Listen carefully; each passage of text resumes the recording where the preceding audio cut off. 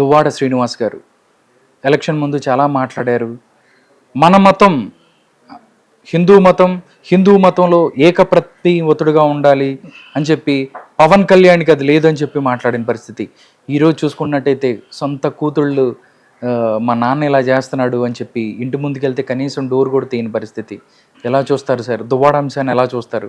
నీతి నిజాయితీ ఉన్నాడు మాట్లాడంట. ఆయన చేసిన పనులన్నీ పవన్ కళ్యాణ్ చేశాడని చెప్పేవాడు.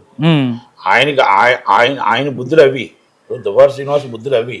ఇప్పుడు ఆయన ఎవరినో పెట్టుకొని రాత్రి అంతా పాపం ఆడపిల్లని రోడ్డు మీద పడుకోబెట్టి రోడ్డు మీద కన్న కూతుర్లు ఇద్దరిని కనీసం ఫోన్ కూడా కూర్చోబెట్టి వాళ్ళని చాలా ఇబ్బంది పెట్టిన ఘనత అయింది. ఇది జగన్మోహన్ రెడ్డికి కళ్ళు కనబడవు. జగన్మోహన్ రెడ్డి గారు నవ్వుతూ ఉంటాడు. దువ్వాడ సీనన్నా, నువ్వు చక్కగా చేస్తున్నావు అన్నా, మంచివాడు, చాలా మంచివాడు అన్నా, నువ్వు సోమ్యుడు అన్నా, నీ భార్యని వదిలేసి పిల్లల్ని వదిలేసి హాయిగా సెకండ్ సెటప్తో చక్కగా ఉన్నావు అన్నా, నువ్వు చాలా మంచివాడు అన్నా అంటాడు. అంటే వాళ్ళ పార్టీ నాయకులు అందరూ ఈ క్యారెక్టర్కి చెందిన వారే. ఒక అవంతి శ్రీనివాస్ ఒక అరగంట వచ్చి వెళ్ళిపోదు కానీ, ఒక రాంబటి రాంబాబు పావు గంట వచ్చి వెళ్ళిపోదు కానీ, అని ఇంకా చాలా మంది ఉన్నారు, పేర్లు వద్దు కానీ బాగోదు కానీ. ఎందుకంటానంటే ఇది దీని అందరికీ రింగ్లేటర్ ఎవరంటే, బాస్ ఎవరంటే జగన్మోహన్ రెడ్డి, అంతే కదా, అవునా కదా? అవును. కనుక వాళ్ళే చెప్తారు మళ్ళా అంటే ఆర్టిస్టులు పెట్టి యువతల కోసం. అందుకనే చెప్పాడు, ముగ్గురు పిల్లలంటే నాలుగో పిల్లలు రా నువ్వు అని అన్నాడు. మళ్ళా తాళి కట్టించుకున్నాడా లేదా జగన్మోహన్ రెడ్డి పవన్ కళ్యాణ్తో? కట్టించుకున్నాడా లేదా తాళి? కట్టించుకోవడానికి చేతకాక నేను కట్టించుకుంటాను నాలుగో పిల్లంగానే ఒప్పుకోలేక మూసుకొని కూర్చున్నాడు కదా. అవును. ఆయన అఫీషియల్గా మొత్తం టోటల్గా చట్టం ఏమి చెప్తుందో ఆ చట్టం ప్రకారంగా ఉన్నారు. వాళ్ళకి లేని బాధ నీకెందుకు? ఇప్పుడు నీ పిల్లలకు ఉంది దువ్వాడ శ్రీనివాస్, నీ భార్యకు ఉంది దువ్వాడ శ్రీనివాస్.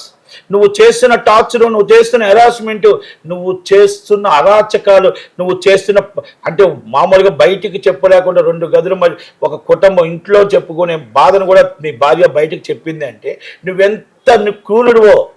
నిజంగా కానీ జగన్ అదే చంద్రబాబు నాయుడు గారి పార్టీలో ఉండుంటే, పవన్ కళ్యాణ్ గారి పార్టీలో వాళ్ళు ఉండుంటే ఇమ్మీడియట్ పార్టీని సస్పెండ్ చేసేవారు. నీకు అది ఉండదు.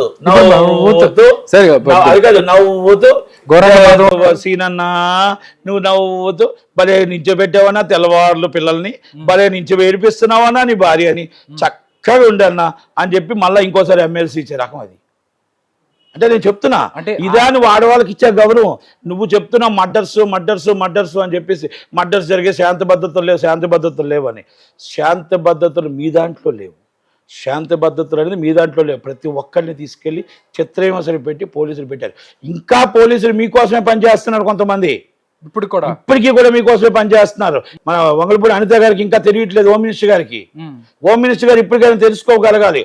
లా అండ్ ఆర్డర్ అదుపు తప్పి టీడీపీ వాళ్ళని చెత్తగొడుతున్నారు, టీడీపీ వాళ్ళనే లోన్ వేస్తున్నారు, టీడీపీ వాళ్ళనే కేసులు పెడుతున్నారు. ఇప్పటికీ కూడా తెలియట్లేదు చిత్రహింసలు. ఇప్పటికీ కూడా ఆంధ్రప్రదేశ్లో ఇంకా జగన్మోహన్ రెడ్డి రాజ్యం నడుస్తుంది. మరి ఆమె ఏం చేస్తుందో నాకు అర్థం అవట్లే. లా అండ్ ఆర్డర్ అదుపులోని సపోర్టెడ్ వైసీపీకే ఉంది. ఇంకా కింద సైడ్ స్టేషన్ హౌస్ ఆఫీసర్లు, కానిస్టేబుల్, ఎస్ఐలు ఇంకా సపోర్ట్ చేస్తున్నారు. ఇక్కడ మన ఎమ్మెల్యేలు ఏం చేస్తున్నారు, మన ఎంపీలు ఏం చేస్తున్నారు, హోమ్ మినిస్టర్ గారు ఏం చేస్తున్నారు నేను అడుగుతున్నా. ఇది లోకేష్ బాబు గారిని అడుగుతున్నా. మీ రెడ్ బుక్ అని మీరు కూర్చున్నారు లోకేష్ బాబు గారు. మీ రెడ్ బుక్ అలాగే ఉంది, వాళ్ళ రెడ్ బుక్ మెయింటైన్ చేస్తున్నారు జగన్మోహన్ రెడ్డి. ఇది ఒక్కసారి గమనించండి. మళ్ళా నిందులు మన మీద వేస్తున్నారు, కూటమి మీద వేస్తున్నారు. ఒక్కసారి వెరిఫై చేసుకోండి. ఎందుకంటే అనిత గారు ఎంతసేపు కూడా ఆమె మైక్కే పరిమితం అవుతుంది. ఎక్కడ కూడా లా అండ్ ఆర్డర్ అనేది ఇలాంటి వాళ్ళ మీద సీరియస్గా తీసుకొని ఇమీడియట్గా సస్పెండ్ చేయాలా, వాళ్ళ మీద యాక్షన్ తీసుకోవాలా. అనకాపల్లిలో ఎన్ని మర్డర్స్ జరుగుతున్నాయి, అనకాపల్లిలో ఎంత అరాచకం జరుగుతుంది అనకాపల్లి జిల్లాలో. మన అనకాపల్లి జిల్లా మీ పక్క జిల్లానే కదా, మన అనకాపల్లి జిల్లా మీ జిల్లానే వస్తుంది కదా. ఎందుకు ఈ ప్రాబ్లమ్స్ వస్తున్నాయి? విశాఖ జిల్లాలో ఎన్ని ప్రాబ్లమ్స్ జరుగుతున్నాయి, ఎందుకు పట్టించుకోవట్లేదు? నేను అదే అడుగుతున్నాను. అనిత గారిని కంపల్సరీ మనం అడగాల్సింది. ఎందుకంటే కంపల్సరీ ఆయన జగన్మోహన్ రెడ్డి గారు చెప్పింది కాదు, జగన్మోహన్ రెడ్డి గారు రెడ్ బుక్ నడుస్తుంది, దానికి పోలీసులు సపోర్ట్ చేస్తున్నారు. ఓకే సార్, ఇంకోటి సార్, వైసీపీకి బిగ్ షాక్. మాజీ డిప్యూటీ సీఎం మాళ్ల నాని రాజీనామా చేశారు. వైసీపీ ప్రాథమిక సభ్యత్వానికి పార్టీ పదవులు కూడా గుడ్ బై చెప్పారు. రాజకీయాల నుంచి వెళ్ళిపోతున్నామండి. మీకు ఇంకొకటి తెలుసో లేదు, మీకు ఇప్పుడు బొత్స సత్యనారాయణ గారు కూడా రాజీనామా చేసేవారే. ఆయనకి ఆల్రెడీ ఎమ్మెల్సీ ఇచ్చారు. ఆయన ఇప్పుడు ఎమ్మెల్సీ ఇచ్చి ఇప్పుడు ఆయన గెలవాలా వాడాలా పరిస్థితిలో ఉన్నాడు ఆయన. అంటే ఆ ఎవరు సార్ ఒకటి మాత్రం ఎవరు ఉండరు. ఒకటి నడుస్తుంది సార్, అది అడుగుతాను.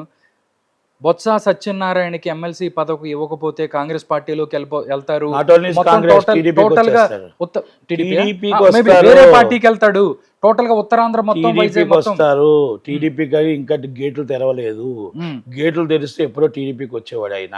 ఓకే, డెఫినెట్లీ టీడీపీకి వచ్చేవాడు. ఆయన ఎమ్మెల్సీ గెలిచినా పార్టీ మారుతాడు, గెలపోయినా పార్టీ మారుతాడు.